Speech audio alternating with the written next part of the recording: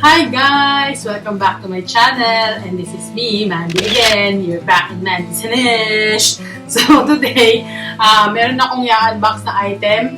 Actually, I bought this like 2 days ago sa Shopee and dumating siya kanina, bongga. And of course, matagal ko na kasing pangarap talaga magkaroon ng sarili kong coffee bar. So, kaya ako nag-decide na mag-ipon. Actually, last year pa ako nag-iipon. So, every sahod ko, nagtatabi ako ng konti. Then, until makaipon ako ng pera pamili. So, ang backstory lang, so, Hanash muna tayo konti lang.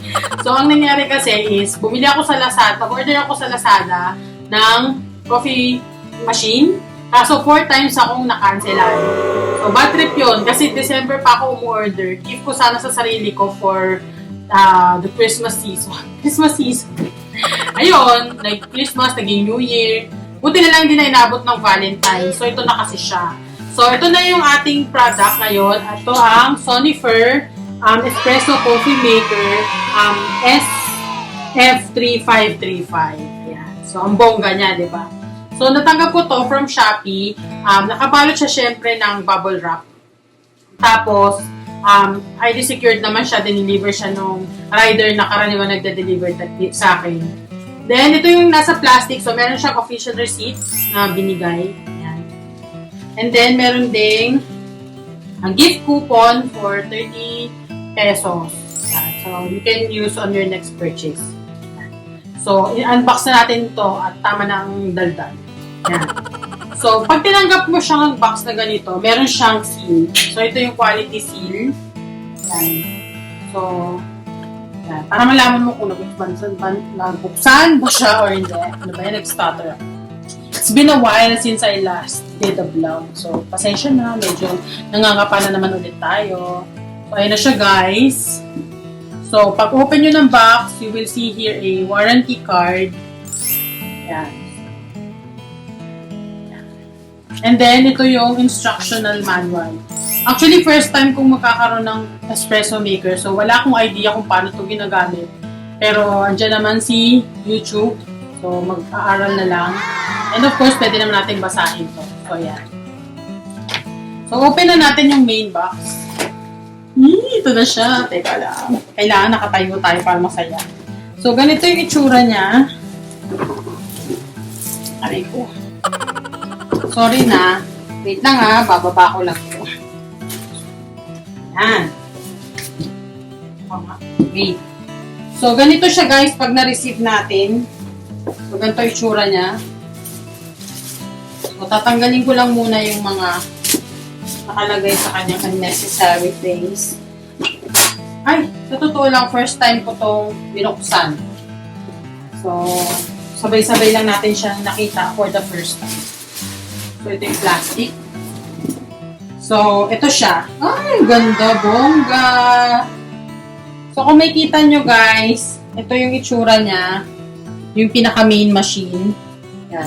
Pero bago tayo pumunta dun sa main machine, puntahan muna natin itong accessory. So, meron ditong accessories niya. So, I think ito yung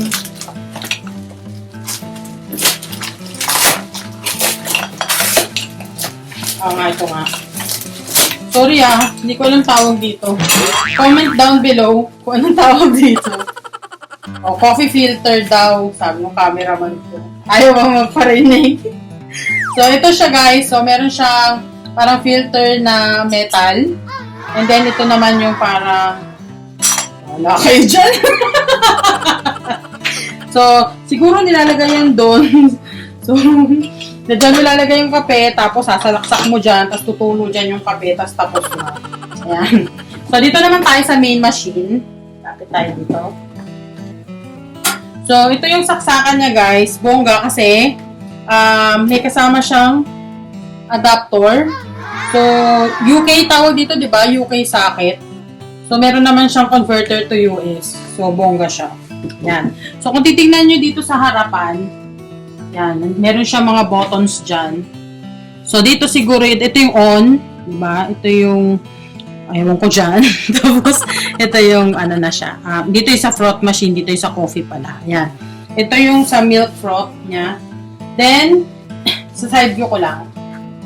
So, sa side view niya, nandito yung on-off niya. Nandito yung, yan.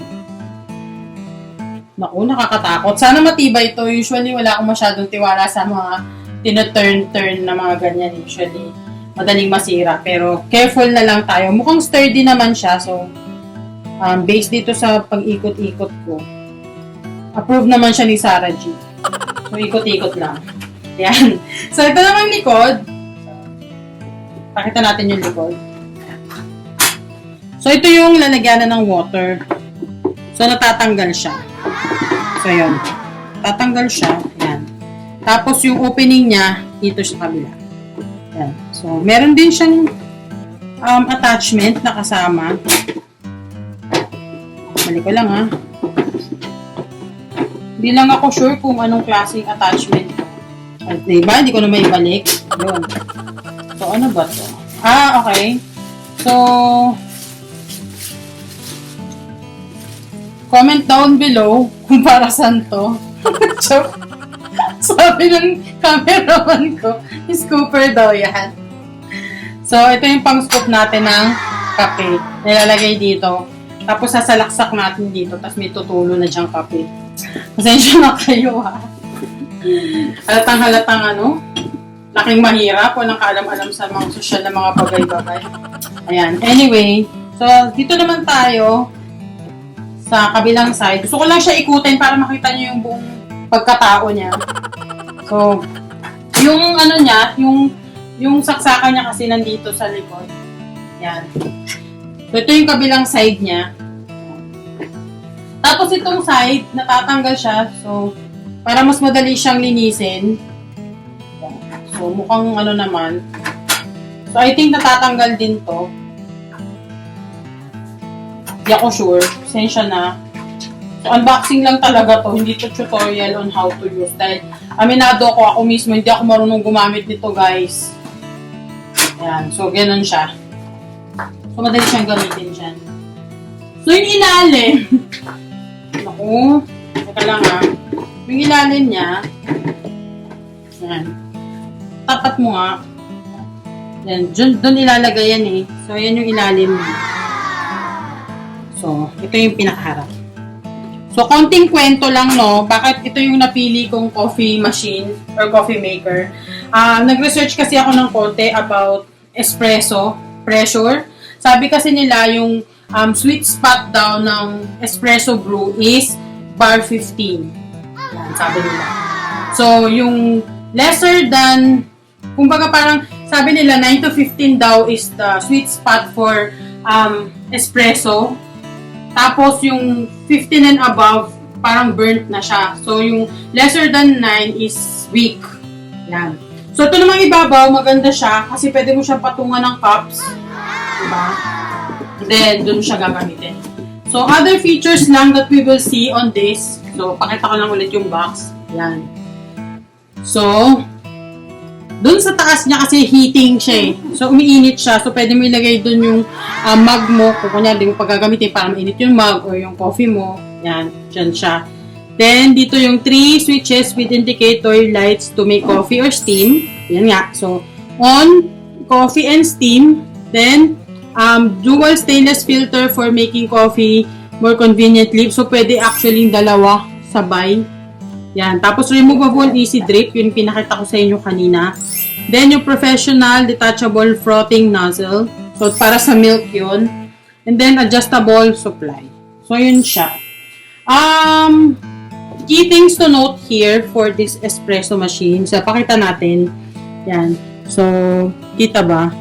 Yan. Post nyo na lang. Hindi ko nababasahin. Kasi, siguro marunong kayo magbasa. O gusto nyo ng Dutch, French, at saka Netherlands. Pili na lang kayo ng gusto nyo basahin. Pero, English lang ako.